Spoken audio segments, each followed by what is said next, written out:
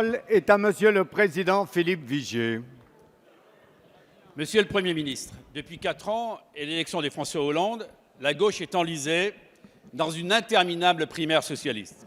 Après 4 années de mensonges, d'échecs et de renoncements, les Françaises et les Français veulent savoir vraiment qui les gouverne et quelle politique est conduite.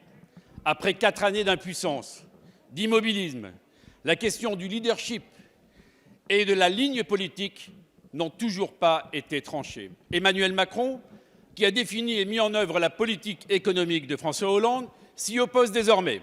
Arnaud Montebourg et Benoît Hamon, qui ont défini la politique industrielle et la politique éducative, veulent l'affronter dans une primaire.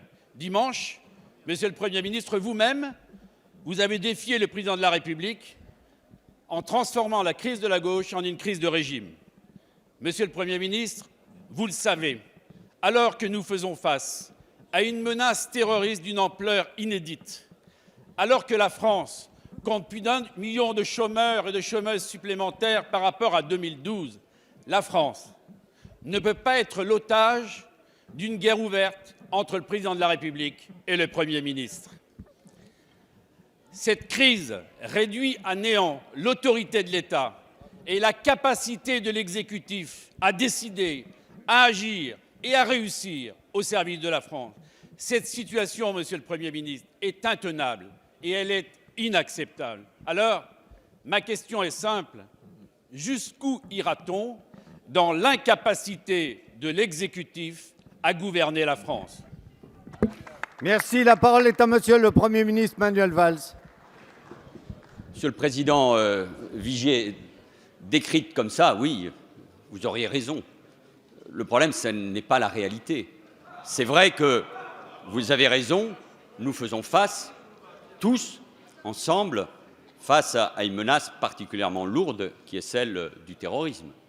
Et personne ici ne peut dire sérieusement, au-delà de la menace elle-même, et marquée encore par des arrestations, le démantèlement de cellules terroristes il y a quelques jours qui avaient prévu de frapper, sans doute cette semaine, avec la volonté de tuer, de faire des dégâts aussi considérables que ceux que nous avons connus il y a 1 an, des dégâts humains, le 13 novembre, il y a donc 1 an.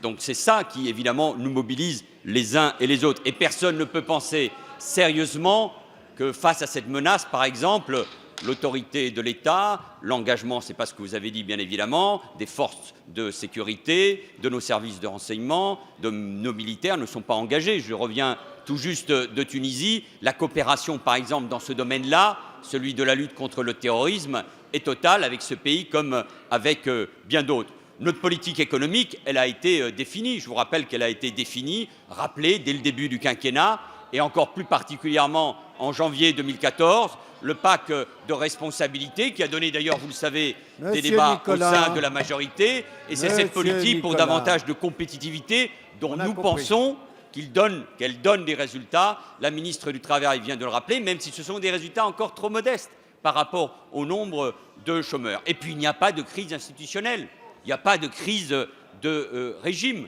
Le rapport entre le Président de la République et le Premier ministre est à la fois un rapport de respect, de confiance, de franchise, comme cela existe à chaque fois. Et j'ai d'ailleurs lu tout ce que François Fillon avait pu dire sur ce sujet-là, et on peut s'y retrouver. Oui, il y a forcément un rapport qui est un rapport de respect, de confiance, de loyauté et de franchise. C'est ainsi, me semble-t-il, que les rapports politiques dans un pays démocratique, dans un pays mûr, avec des responsables qui sont à la hauteur de la situation, doivent se faire. Et enfin, Monsieur Vigier, j'entends bien, et c'est votre rôle, que vous posiez des questions.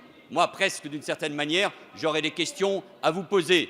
Vous auriez peut-être des questions à poser au candidat qui l'a emporté par rapport à celui que vous avez défendu, sur l'idée qu'on se fait de la société, sur l'idée qu'on se fait du modèle social, sur l'idée qu'on se fait de la sécurité sociale, sur l'idée qu'on se fait du soutien à ceux qui sont le plus en difficulté dans notre société. Alors, ce débat, nous l'aurons, sereinement, nous l'aurons, projet contre projet, sans jamais oublier la menace que représente le Front National.